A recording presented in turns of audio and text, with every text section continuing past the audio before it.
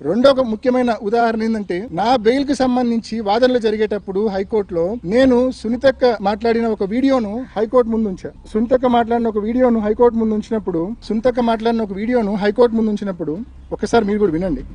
Last couple of months or years he's been working extremely hard.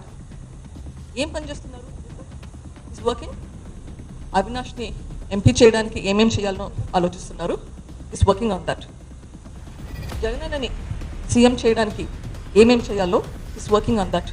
ఇది సరిగ్గా చనిపోయిన వివేకం పెదరాని చనిపోయిన 12 రోజులకు అంటే మార్చి 27, 2019లో ఈ ప్రెస్ మీట్ సునీతక్క పెట్టింది. చాలా స్పష్టంగా ఆమె మాట్లాడడం మీరు కూడా విన్నారు. లాస్ట్ కొన్ని నెలలుగా మా నాన్న అవినాష్ ను ఎంపీ చేయడానికి జగనన్నను సీఎం చేయడానికి కృషి చేస్తా ఉన్నారు, తీవ్రంగా శ్రమిస్తా ఉన్నారని చెప్పి స్పష్టంగా సునీతక్క మాట్లాడిన మాటలు. నేను ఇదే వీడియోను హైకోర్టుకి ఇచ్చా నా బెయిల్ వాదనలు జరిగేటప్పుడు. ఎంపీ టికెట్ మోటివ్ అంటారు, ఒక పక్క సొంతం కూతురే ఈ మాదిరి మాట్లాడింది, నా కోసం ఆయన తీవ్రంగా కృషి చేస్తా ఉన్నమాట వాస్తవం అని చెప్పి ఈ వీడియో పెట్టినప్పుడు నాకు బెయిల్ వచ్చిన తర్వాత మళ్ళా సిబిఐ సునీతక్కను పిలిచి ఈ స్టేట్మెంట్ కు మళ్ళా కవరప్, ఇది మార్చ్ 27, 2019 ఇచ్చింది. మే 31, 2023 అంటే 3 ఏళ్ల తర్వాత ఈ స్టేట్మెంట్ కు ఈ ప్రెస్ మీట్ వీడియోకు కవరప్ మళ్ళా పిలిచి ఎందుకు మీరు అట్లా మాట్లాడినారు అని చెప్పి సిబిఐ అడగడము, సునీతక్క చెప్పడం నాకు సజ్జల రామకృష్ణారెడ్డి గారు అట్లా చెప్పమంటే నేను చెప్పినా అని చెప్తాది.